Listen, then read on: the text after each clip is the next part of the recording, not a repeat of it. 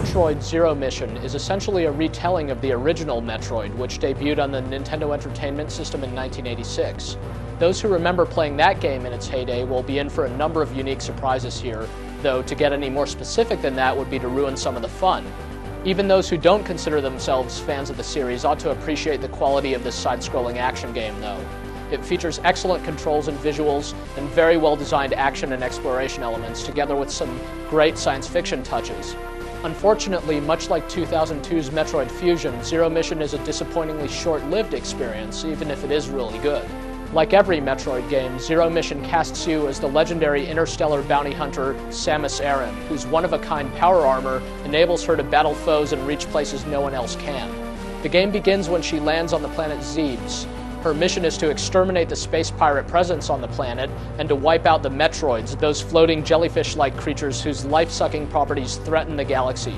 If you've played the first Metroid, you'll undoubtedly recognize some of the sequences from that game in their new incarnations here, but you'll instantly notice certain sequences and encounters that are completely new. Also, Zero Mission features some good-looking full-screen cutscenes, which are occasionally used to move the story along. Fortunately, the story isn't as invasive as it was in Metroid Fusion, in which the story made you constantly feel as though you were being rushed from one area to the next. This means you're more or less free to go about Zero Mission at your own pace, which adds to the feel that Samus isn't just an interstellar bounty hunter, but also a detective. It's mostly just a sign of how times have changed, but Zero Mission certainly is a lot easier to play than the game it's based on.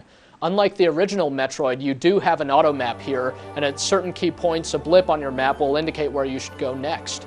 As a result, Zero Mission is a linear game, despite appearances that you're free to go wherever you want.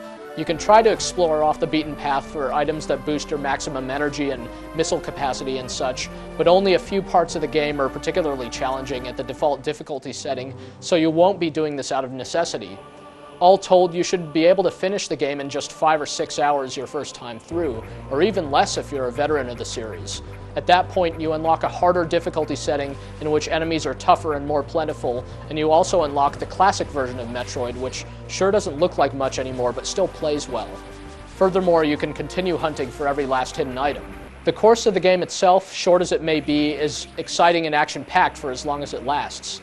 Samus starts out pretty strong. She can fire rapidly in any direction using the beam weapon on her arm, and she can jump pretty high. Soon enough, she'll start stocking up on enhancements to her power suit, most of which will be very familiar to Metroid fans. Her attacks will be made more powerful by way of such classic items as the Ice Beam, the Wave Beam, and the Screw Attack. Samus also finds a very useful power-up called the Power Grip, which allows her to grab and climb onto ledges. This ability to latch onto, vault off of, and shoot from most ledges is a great feature that makes Samus much more mobile once she gains the ability. Later in her adventure, Samus will also find power missiles and power bombs, which are souped-up versions of the basic versions.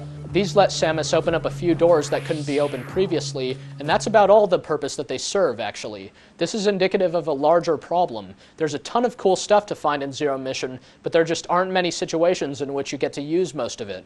The game features a number of great-looking battles against boss monsters, many of which creep up on you in a surprisingly suspenseful manner, but most of the bosses simply require you to jump around and avoid their attacks and counter with a barrage of missiles. And late in the game, when your suit is fully powered up, you can freely navigate the environment without any fear of its inhabitants.